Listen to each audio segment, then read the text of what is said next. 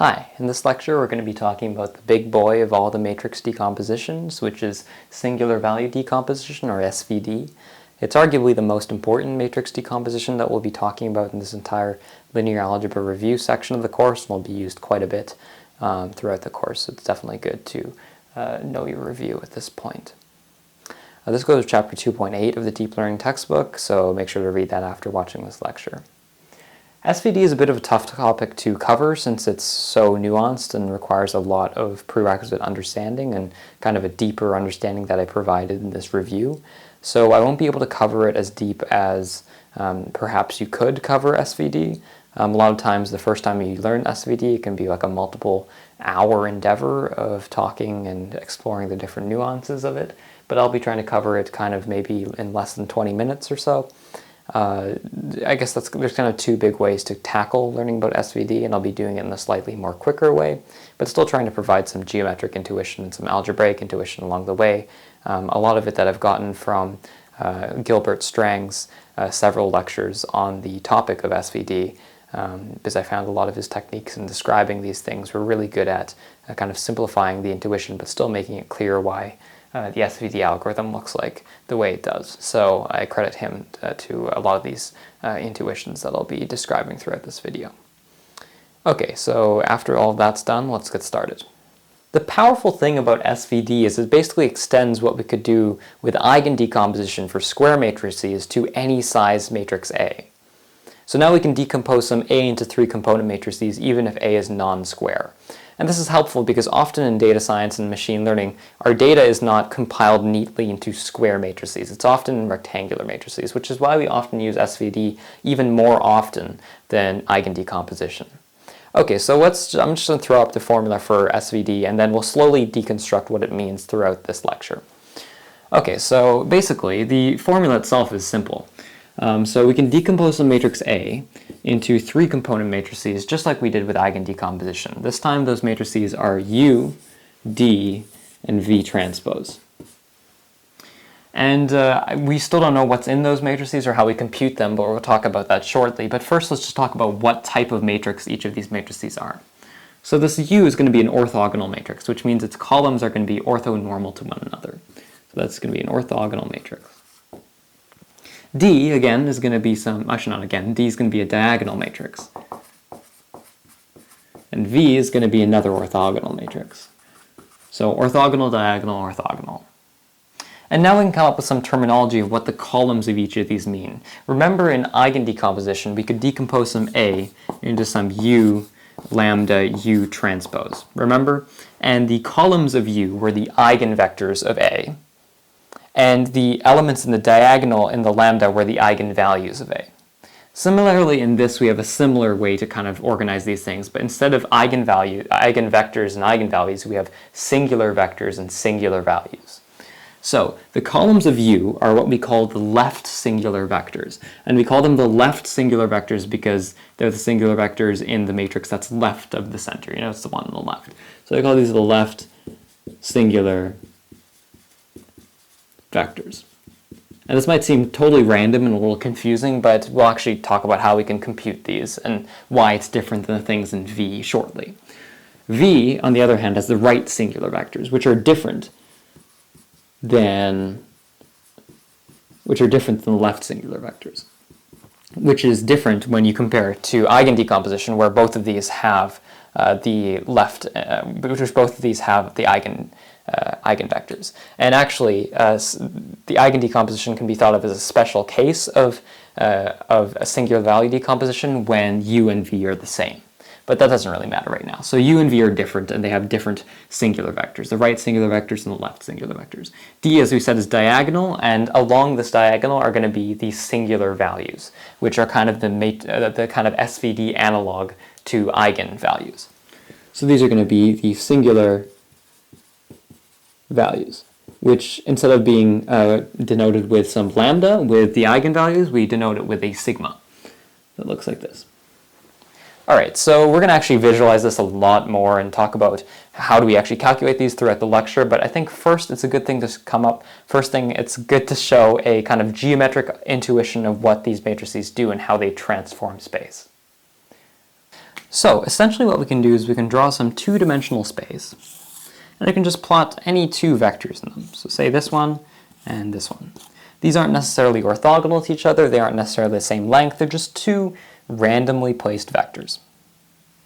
We can understand A to be a matrix, but we can also understand it to be a linear transformation, as we learned in our linear transformation video.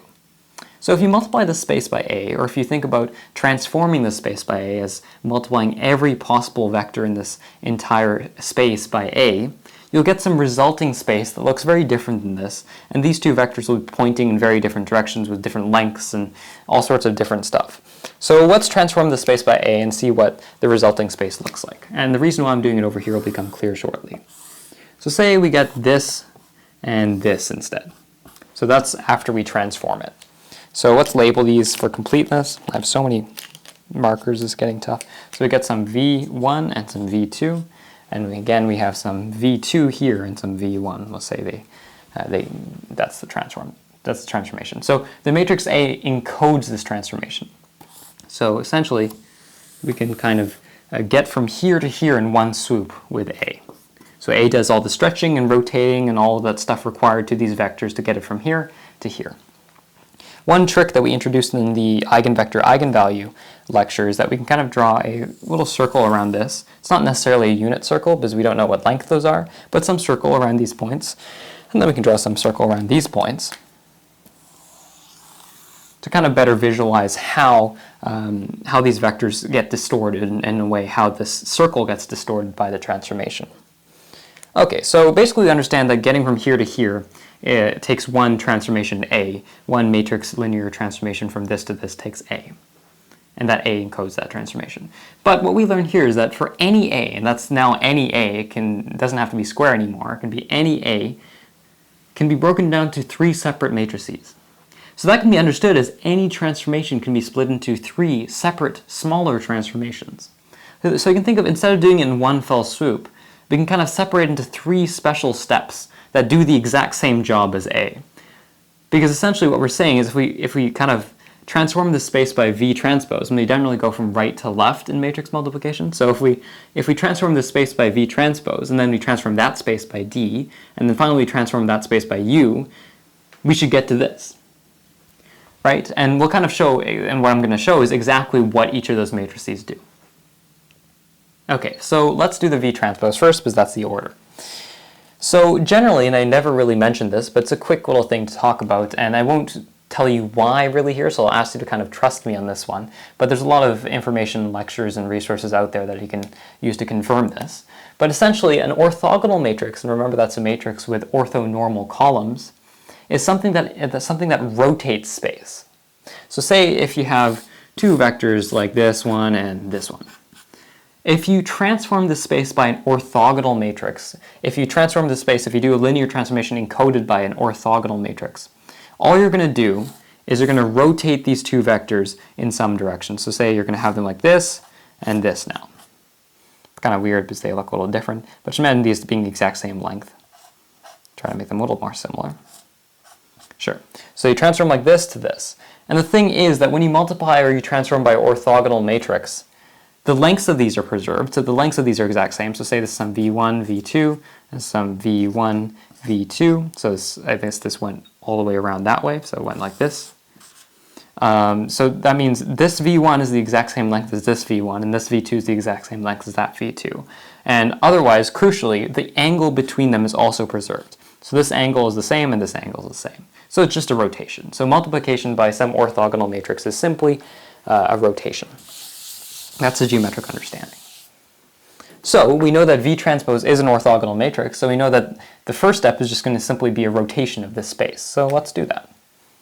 So let's draw that out here. So V transpose is our first step, right to left, and let's draw this out. So let's say this rotates them a little bit to the left, a little bit, I guess, counterclockwise that would be, and this makes them go like this, and let's say it makes them go like that.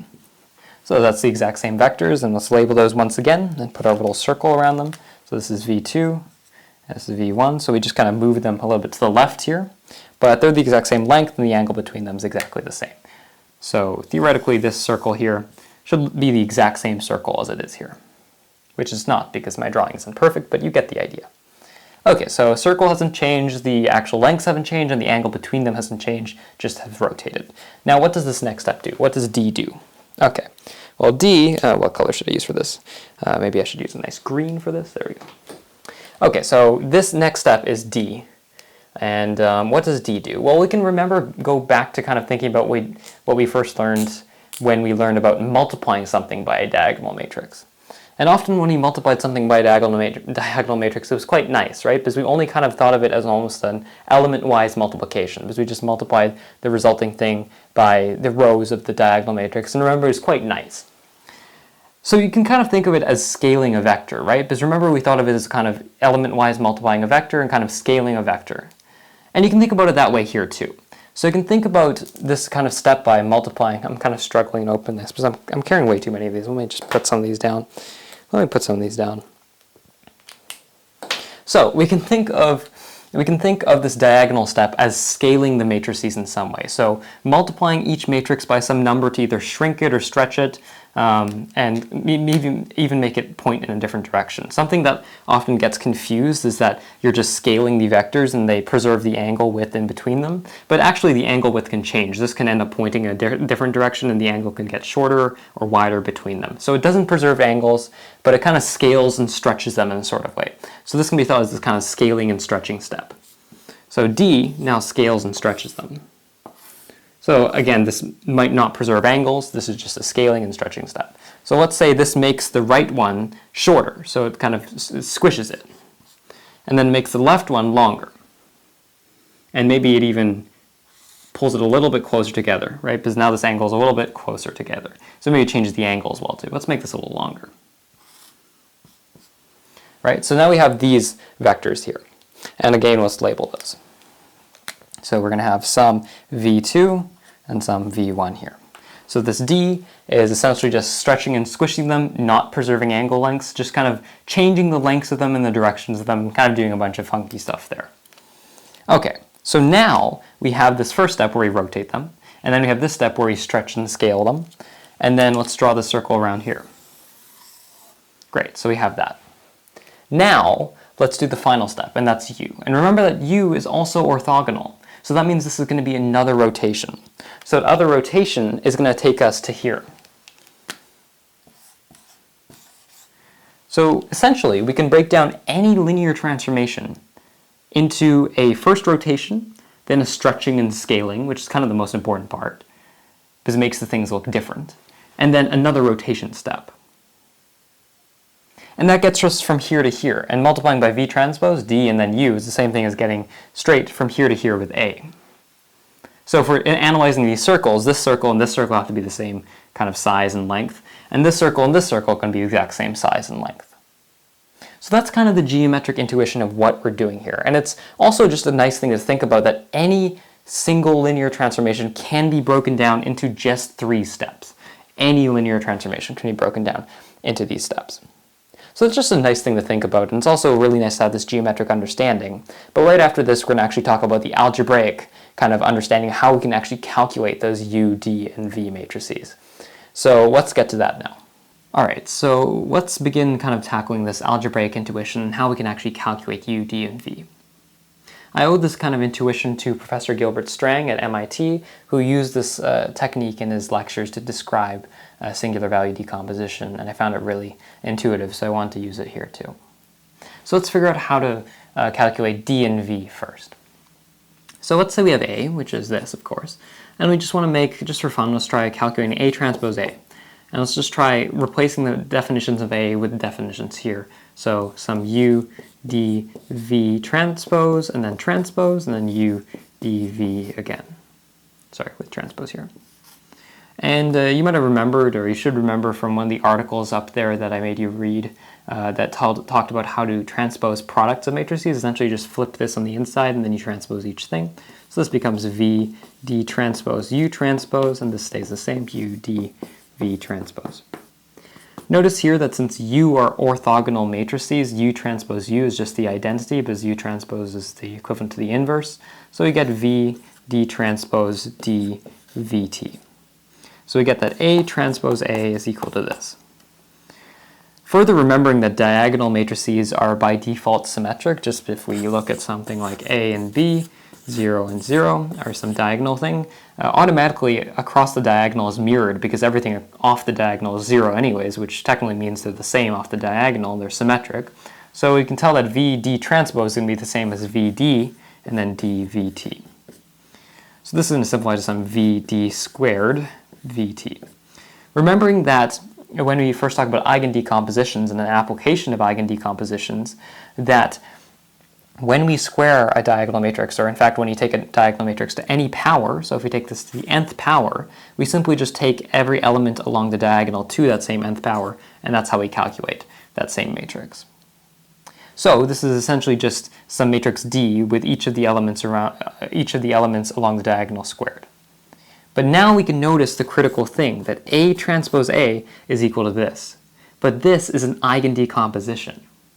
We have some V and some diagonal matrix and some V transpose. In fact, it's kind of the nicest case of the eigendecomposition of a symmetric matrix. That's why this is a transpose, not an inverse.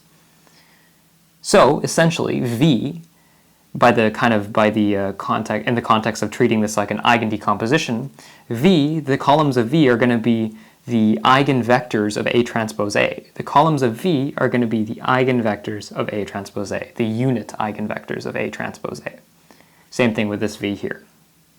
And now the D squared, the D squared is going to be the eigenvalues of A transpose A, which means that D will be the square root of the eigenvalues of A transpose A. So let's write this out here, because now we know how to calculate V, and now we know how to calculate D. So let's calculate V over here. Let's say how we calculate V over here. I'm going to make a little more space, because I'm going to draw three things here.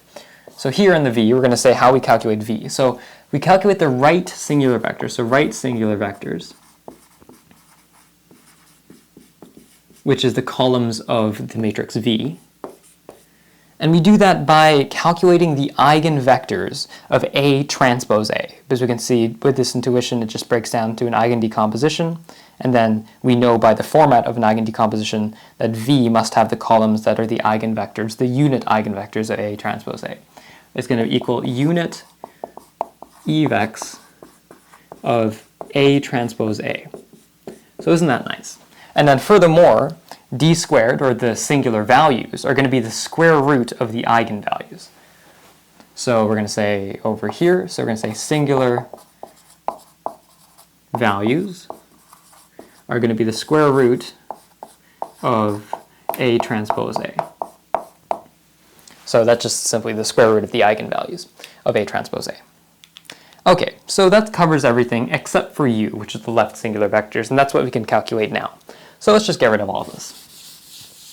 And now let's play around a little more. So A transpose A worked really nice for us. We discovered that cool fact.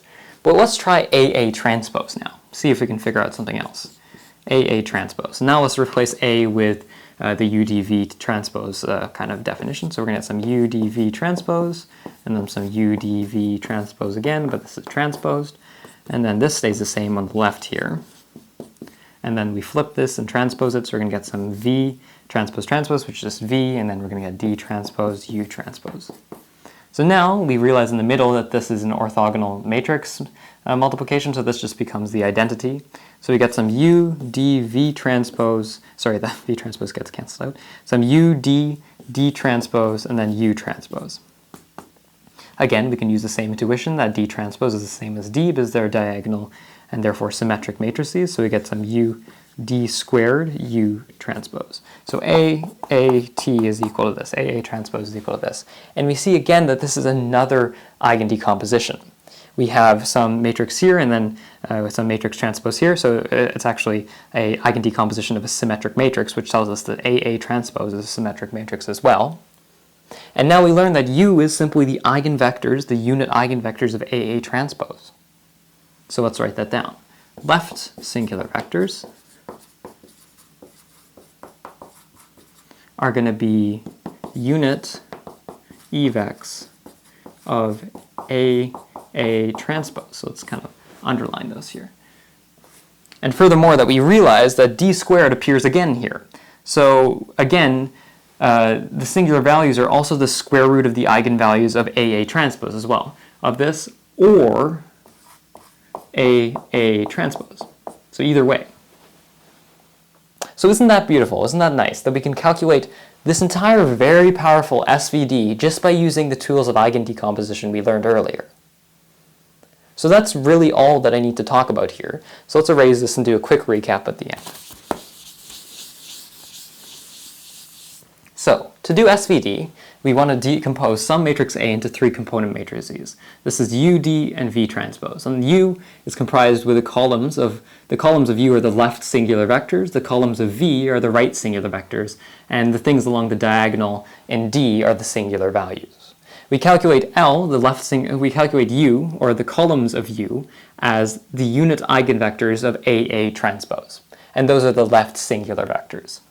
We calculate the singular values, or the thing that go along the diagonal, as the square root of the eigenvalues of A transpose A or AA transpose.